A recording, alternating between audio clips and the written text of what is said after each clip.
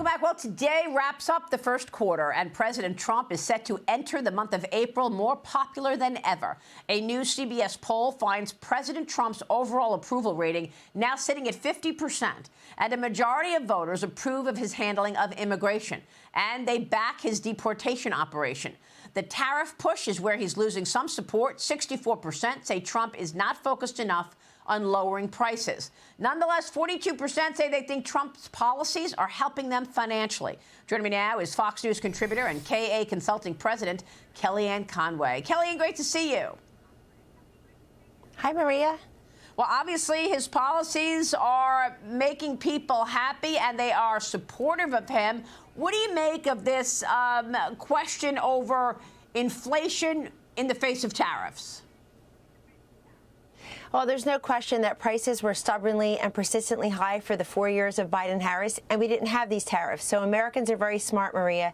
They recognize that poor macroeconomic policy coming out of the White House in the case of ridiculous runaway federal government spending, 2 wars abroad, looking the other way with the border crisis such that we had a real effect on our economy when you're just letting people in here and we have to pay for all these hotel rooms, these services, lost jobs for Americans and the like. I think folks are very patient with President Trump, and we're not a very patient country anymore. We're used to DoorDash and Uber and instant gratification. But on the economy, they know he's the guy to bring us back to those 2019 levels. And we're going to get there with interest rates. We're going to get there with the cost of goods. We're going to get there with wage growth, that a rising tide that lifts all boats. We're going to get there with job production. And I think what Kevin Hassett said to you on your Sunday show and elsewhere is very important, which is the revenue that we're collecting spread over 10 years just on tariffs already. That helps us fund these tax cuts. That helps us lower government spending. So, Maria, I think with tariffs, we have to price in everything else. A potentially smaller federal government footprint through DOGE and other measures, whatever that ends up looking like. The dereg agenda, the energy dominance, drill, baby, drill, ending the war on fossil fuels, on fracking that President Trump has done. And, of course, the Tax Cut and Jobs Act, the big one, being extended, if not expanded. All that's happening around tariffs. One thing about tariffs, I think tariffs as a campaign promise in 2024 was basically the build the wall from 2016. Who is surprised that President Trump is now out there saying tariffs are your choice, not my choice? You can evade tariffs by making more in the USA. Mercedes says they're the biggest exporter in Georgia. BMW, Toyota, Hyundai now. They all make stuff. They all employ people in America. So this is relevant. And I think that if they can tell that story and do more of that and just show the plan moving forward, as so many of these companies now are, they're saying, because of you, President Trump, I'm investing X billions. I'm expanding my factory, my facilities. I'm bringing stuff back here for production. That's going to starve China of a lot of resources, and that's going to help create American jobs and American prosperity. So people, I think they're going to take the long view on this, Maria. And remember, tariffs are to raise revenue. They're to protect vital American industries, if not America herself. And the third reason that President Trump has introduced is to compel or incentivize transformative behavior on either an import-export balance or, Maria, stuff like criminals and fentanyl, which was really why he pushed on Mexico and Canada. Yeah, and I think most people understand that. I mean, it's the corporate side of the economy that is possibly upset that things may get more expensive for companies unless they actually bring the supply chain home. And as I always say, I think President Trump is looking at all of this stuff through a lens of national security. We cannot rely on China and Taiwan for these very important things that we import, like advanced semiconductor chips or prescription drugs. That's the point. And you just listed all those companies that are going to be firing up their supply chains in America. When we see that, I think the average American understands what's going on. But the markets seem to be really nervous over it. President said we're going to see some disruption. This is likely the disruption. Yes. Let me get your take. And people voted for that. Yep. Yes. Go ahead, please. Let me get your take on these protests against Tesla, Kellyanne. I mean, these dealerships are getting, seeing their cars go on fire. It's happening across the country and the world over the weekend. Elon Musk questions who is funding and organizing this, while admitting that the Democrats' constant attacks are starting to get to him. Watch this. I am kind of perturbed by the sort of how aggressive these protests are. At the risk of saying something outrageous, calling for murder is not cool.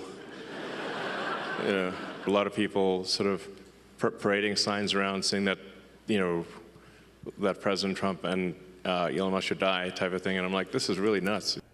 I mean, it really is nuts, Kellyanne, and you don't hear anything from the Democrats about it. I mean, California Governor Gavin Newsom admitted that the Democrats have an image problem. Watch this. These guys are crushing us.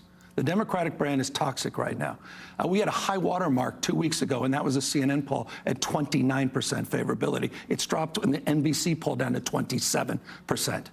It's one thing to make noise, but you also have to make sense. And Democrats, we tend to be a little more judgmental than we should be. This notion of cancel culture, that's real. And Democrats need to own up to that. Yeah, but look, let's remember what Bill Maher said to him when he said that. You were the poster boy for all of that. Canceling people No question. and attacking Republicans, Kellyanne.